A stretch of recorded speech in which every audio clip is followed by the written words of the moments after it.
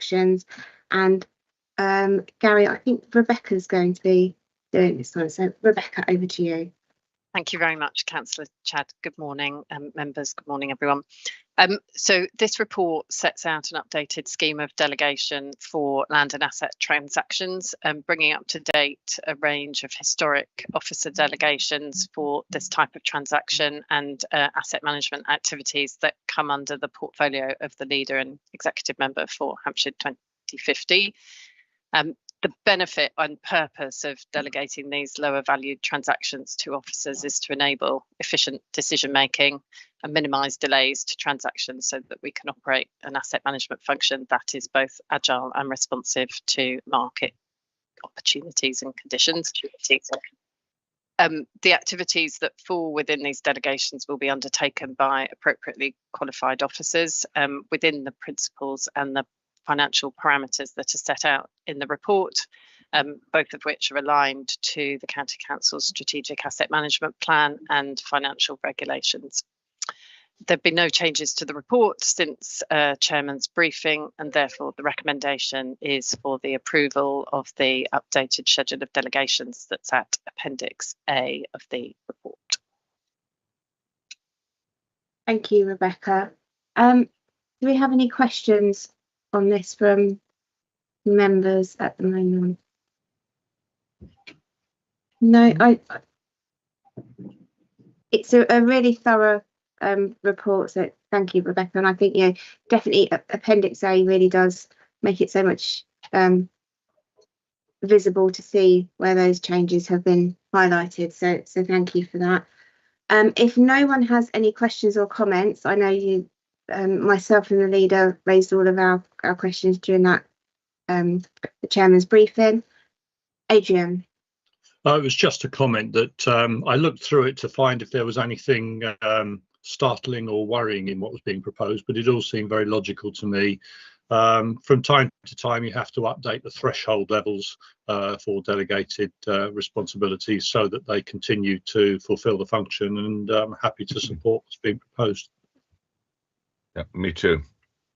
Thank you. In that case, that's really nice and quick. So if I take everyone to page 3 of the report and paragraph 2 where the recommendations are, and I am happy to approve those recommendations. Very good. Thank you, Rebecca, for your time this morning. The next item on our agenda is the Hampshire Prosperity Partnership Board. And it's a real shame that our leader is unable to attend today, because this really was his vision of how Hampshire was going to navigate the skills, the business and the economic benefits for all of our residents in Hampshire. And I personally, before I hand over to Gary, would like to pay a huge thank you for him for having this vision, for really pushing forward with it, and for working with all huge amount of businesses, lots of education centres over this time to really kind of nail this down and have something positive going forward. So on that basis, I will hand over to Gary. Thank you. Thank you. Good afternoon, Deputy Leader. Good afternoon. Sorry, good morning, Councillor. Still just about morning. You'll see the paper provides a thorough update on the progress we've made to establish our new economic prosperity and growth governance, which follows the integration of the local enterprise partnership functions and accountabilities that came into the County Council from the 1st of April last month. As part of these new responsibilities, we've needed to set up a growth board in accordance with government guidance, and we've called this growth board the Hampshire Prosperity Partnership Board, which you'll see in the paper. And there's also a reminder of the governance structure previously presented to Cabinet, which is detailed in section 13 of the paper. You'll see also in the paper that through the shadow board arrangements that we established earlier this year, a recruitment process under a single appointment panel has been undertaken. We had approximately 70 applications from a range of business leaders across Hampshire. We've shortlisted 14 candidates for interview. And the successful candidates and composition of the new board are detailed in paragraph 25 of the report. I'd also like to add a further name to that list in paragraph 25, which has been recommended and approved by the appointment panel, but didn't make its way into the final report at the time of publication. Deputy Leader, that name is Paul West, who is a director at Kelder Showers and will act as a business representative on the board. So Deputy Leader, I'd like to refer you to recommendations 2 and 3 in the report, alongside that additional appointment of Paul West to the Hampshire Prosperity Partnership Board. Thank you. Thank you, Gary. Does anyone have any questions or comments on this? Councillor Parker-Jones. Thank you. It is one quick query regarding the equality impact assessment that was conducted, which states that there are sort of no equality impact assessment aspects that need to be considered because it's a governance board. But I think I just want some reassurance that that board will be really reflective of the people of Hampshire and its diverse communities and the different groups of people that bring prosperity to our wonderful county. It's very easy when we're looking at things which we think are in a statute to think, well, we're doing what is required of us by law, but are we actually fulfilling that duty as well? Thank you. Thank you. Gary, do you want to come back? Yeah, thank you, Leader. Thank you, Councillor Parker-Jones. It's a really good point that's been raised and was one at the forefront of the minds of the appointment panel. And so what we've not included is the full detailed sort of notes and considerations of that appointment panel, because it's not necessarily appropriate sort of publicly consumable document. But I can just reassure you that all of those considerations were taken into account in terms of how do we get a representative board as far as possible, in terms of not only representing sort of the sectors and the geographies across Hampshire, but also that wider inclusion point that you refer to across a range of characteristics. What a number of the panel then noted is that, as always, when you have a board of 14 to 15 individuals, as much as you try and make that board representative, what you've also then got to be cognizant of is how do we identify any blind spots that may exist across that board. And I can just reassure you that we've had those conversations as part of the shadow board and the interim boards that have existed, and have plans in place moving forward to ensure that where those blind spots exist, we appropriately plug them through necessary means. So a really good question, but one that's absolutely been picked up as part of the recruitment process. Thank you. Do you have any further questions on that point? No, that was all. Thank you. Thank you. Councillor Glenn.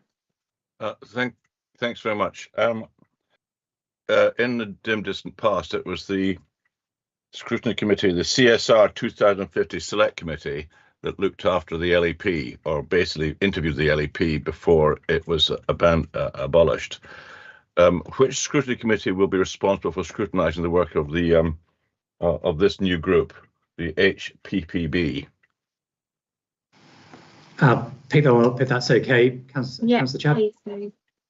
So, Councillor Glenn, in that wiring diagram that you'll see in section 13 of the paper, what it sort of demonstrates is that relationship between the formal decision making of the County Council in terms of the executive functions of the organisation and the role of this Prosperity Partnership Board. So the work of the recommendations from the Prosperity Partnership Board feed into the decision making either of the executive member for 2050 and or cabinet, depending on the nature of that decision. And then obviously those executive function decision making will be subject to normal scrutiny. So it wouldn't be the role of the select committee to scrutinise the board itself, but the recommendations of those of the board feeding into cabinet and executive functions of the council will be subject to normal scrutiny as any other decision making responsibility of the county council or the executive function. So let's see if I've got this right. The work that the board will do doesn't get shared with your average county councillor. The board will make recommendations. It's an advisory board, Councillor Glenn, to cabinet and or the executive member. Therefore, the decision making of the recommendations of the board will be subject to review, scrutiny and normal executive member decision making. Okay, I'll let that hang there for a bit. Thank you. Do I have any other? Councillor Collette. Yes, Councillor Glenn's raised an important point. I presume whatever scrutiny county members get involved with, it will be the Hampshire 2050 Select Committee that does that.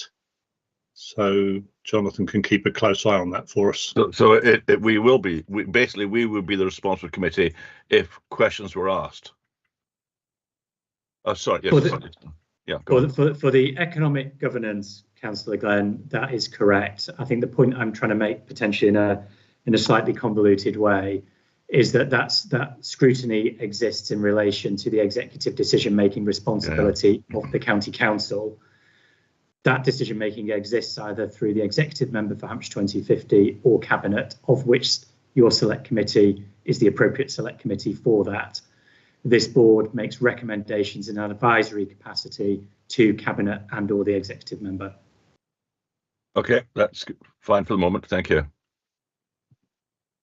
Any other questions or comments on this one?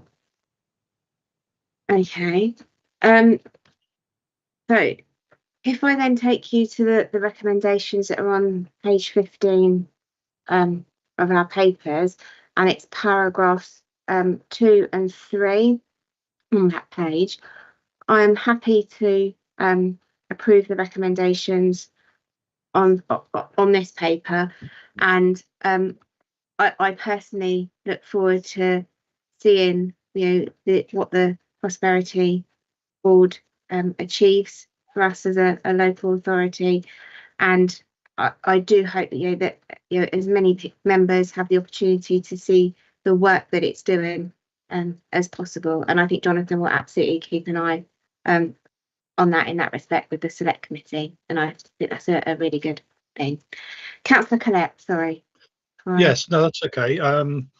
The chair of the board is to be Rob Humby. I suppose there's a possibility after the changes on Thursday that might change. So, but I suppose that's as far as we can go today. Yeah, I think the chair of the board is the leader of the county council. So depending on who the leader is the chair of the board. Okay. Oh, I see. Right. Okay. Louise, sorry, you've got your hand up.